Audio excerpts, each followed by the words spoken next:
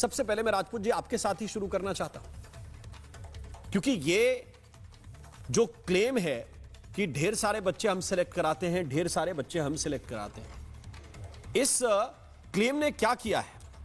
राजपूत जी के पास में जाऊंगा, लेकिन अंकित जी मैं ये सवाल समझना चाहता हूं आपसे कि यहां तक कोई विवाद पहुंचेगा? एक शिक्षक को क्या यह लगता है कभी कि मैं दूसरे वाले जो सामने मेरी कोचिंग पढ़ाता है या किसी का और दूसरा चैनल है तो मैं उसका भट्टा बिठा दूं और ये जेल में नहीं जाएगा तो मेरी शिक्षा या मेरी कोचिंग ढंग से नहीं चल पाएगी? अंकित जी। नमस्कार राम जी। और जो विषय आपने आज उठाया है ये मतलब केवल इस प्रश्न का जवाब देने भर से खत्म नहीं हो जाएगा। मूल मुद्दा जो है ना इसका वो ये है कि कंपटीशन के इस युग में बहुत बड़ा कंट्रीब्यूशन इस पीआर गेम का भी है, जिसके कभी हिस्से हम होते हैं, कभी आप होते हैं और कभी सोशल मीडिया होती है।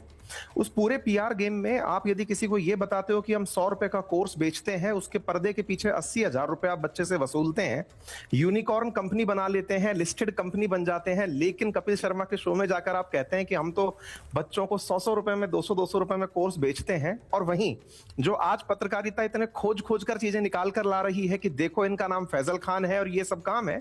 समझने वाली बात ये है सर कि पत्रकारिता का काम जहां था ना कि वो पहले भी खोज सकती थी कि क्या वाकई में 100 रुपए का कोर्स है, वो आज तक दिखाई नहीं दिया। खैर मैं आपसे सवाल आपके ऊपर नहीं उठाऊंगा। मूल मुद्दा ये है सर, हमारे देश में गरीबी बिकती है और गरीबी के अंदर अगर आदमी भोला सा चेहरा लगाकर, आप मुसलमान हैं हाथ में राखी बांधकर, आप अपने दिमाग में ये पिक्चर बना करके कि हम तो देश के सनातन प्रेमी हैं, पाकिस्तान को बढ़िया गाली निकाल सकते हैं, ये आज देश को उसी का दीदार हो रहा है। तो इससे बहुत ज्यादा प्रभावित होने की आवश्यकता नहीं है, ये एक दिन होना ही था।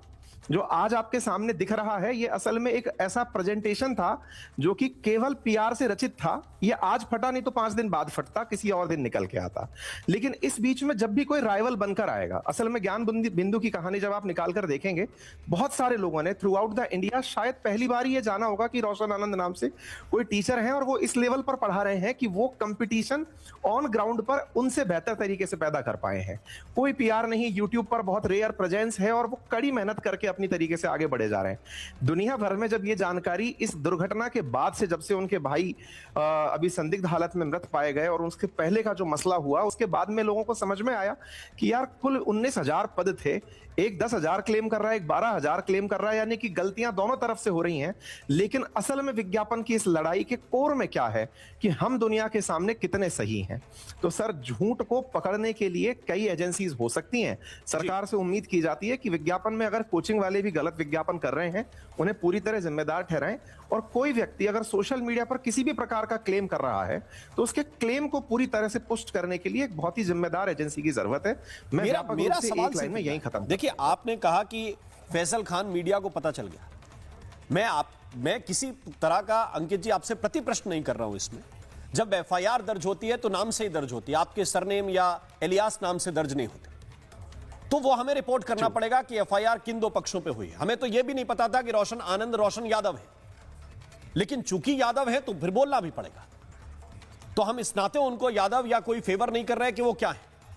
मेरा सिर्फ इतना है कि 2 पक्ष हैं और 2 पक्षों में एक पक्ष को यह घोषित किया जा रहा है कि वो अपना हिंदू प्ले कार्ड लेकर आ गया है। नहीं लेके आया ना भाई, उसने तो जो है गंवाया है।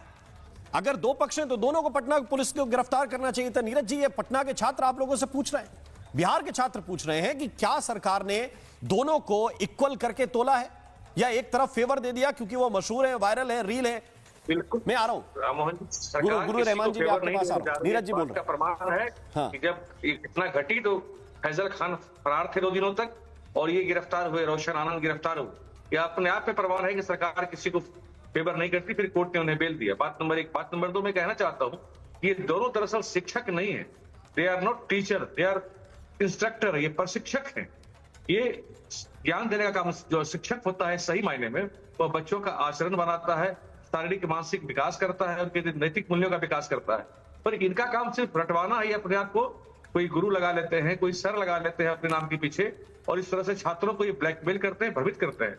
मैं आपके चैनल के माध्यम से बिहार के छात्र भी जो इनके यहाँ पढ़ते हैं, मैं उनसे अपील करना चाहता हूं कि आप इनके भावनात्मक बहकावे में नहीं आए। नीरज जी, ये अपनी व्यापार को बढ़ाने के लिए आपका दुरुपयोग करते हैं। जो लोग सवाल पूछ रहे हैं वो कह रहे हैं सेम टाइम पे एक मामले में आप एक पक्ष के टीचर को गिरफ्तार करते हैं और दूसरे पक्ष के टीचर को आप एक तरह से सेलिब्रिटी का दर्जा देते हैं उसी वक्त बिल्कुल आप नहीं। इससे दूसरे निकलने की पक्ष का- कोशिश कर रहे दूसरे पक्ष का वीडियो जब सामने आता है तत्काल पुलिस खोज में निकलती है, लेकिन वो फरार पाए जाते हैं, फरार हो जाते हैं वो। लगातार पुलिस सोशल मीडिया के लोगों ने वीडियो डाला है और दो दिनों के बाद पटना की पुलिस पर सर ये आरोप है नीरज जी कि सोशल मीडिया के लोगों ने, उनके छात्रों ने, उनके समर्थकों ने वो वीडियो खोज के निकाले।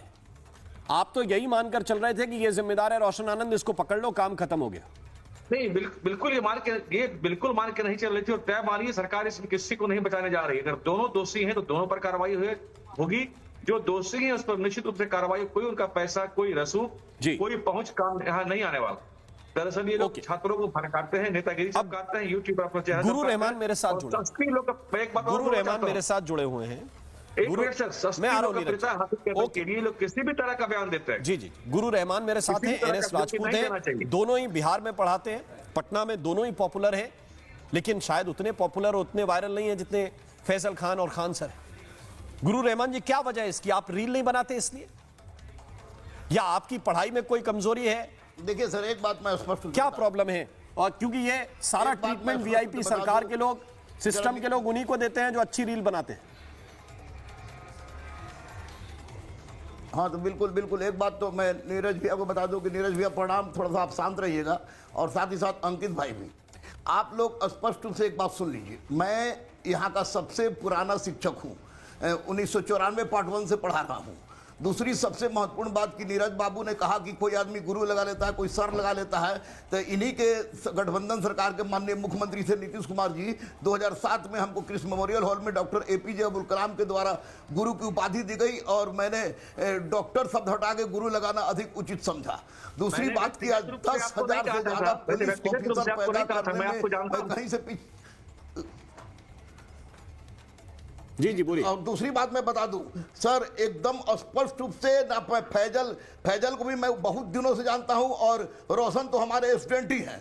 मैं बता दूं कि इसकी शुरुआत 94 से लेकर 1917 तक आज तक नहीं हुई। लालू जी के शासनकाल में गोलियां चली, टीचर मराए, सब कुछ हुआ, लेकिन टीचर के बीच किसी तरह का मतभेद नहीं रहा।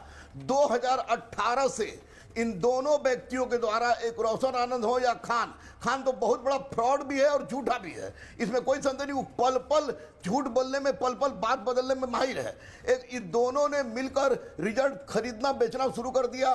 कोई अब एक ने बताया कि मैंने 12,000 बनाया, एक ने बताया कि 10,000 बनाया, 19,391 रिजल्ट आया। हम लोग इस छोटा मोटा टीचर, पूरे बिहार में टीचर है, अपने से पढ़ता है, हम लोग कबूतर उड़ा नहीं रहे थे, स्पष्ट है। दूसरी बात सर, एकदम स्पष्ट रूप से हम बता दें कि जिस तरह से रोशन आनंद को जेल हुई थी आनंद फानन में, खान मिस्टर फैजल के एक बात कहने पर, उसी तरह फैजल खान के झूठ बोलने पर उसको भी जेल होना चाहिए था। यहां पर चूक हुई है, खान को जेल जाना ही चाहिए था। और एक बात और सुन लीजिए, इस केस में अभी तो मैं क्योंकि लॉ ग्रेजुएट भी हूं, इसलिए मैं ये नहीं बोलूंगा कि हत्या है, लेकिन ये जो घटना घटी है, ये घटना घटी कोचिंग फील्ड में। हम लोग कोचिंग वाले कहलाने में शर्म महसूस हो रहा है। यह कोचिंग इतिहास में कलंकित कर देने वाला घटना है कि 2 शिक्षकों के वर्चस्व के कारण अब इन शिक्षकों ने अपना परिवार भी खोना शुरू कर दिया है।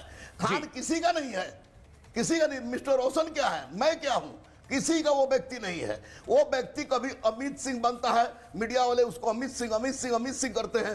वो व्यक्ति कभी फखरे आलम बनता है, वो व्यक्ति कभी नूर मोहम्मद आजाद सिंह खान बनता है, वो व्यक्ति, और मैं बार बार चिल्ला रहा हूँ, उस व्यक्ति का नाम है फैसल नाम है, मैं उसके बाप को भी जानता हूँ, बशीर नाम है।